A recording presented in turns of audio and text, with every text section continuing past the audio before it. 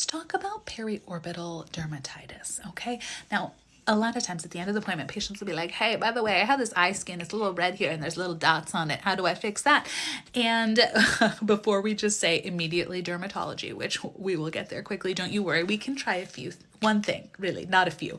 Sometimes with derm stuff, we can, we approach it with the primary care, try a steroid, try an antifungal, and then go to derm. But we're going to not do that approach with this eyeball skin because it is a very sensitive beast. Okay, this skin it's very wimpy. We're not going to approach with all abandon, okay?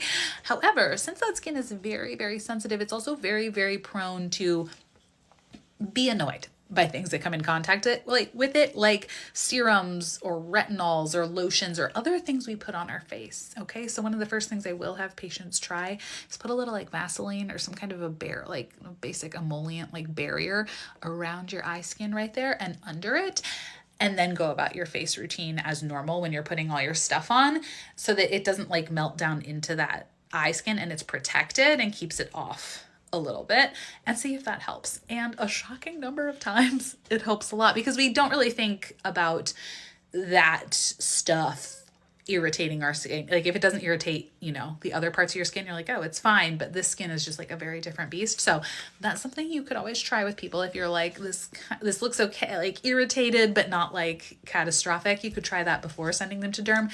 And then I don't know about you, I send them to derm because I'm like, I'm not playing around with your eyeball skin. Absolutely not. And off they go.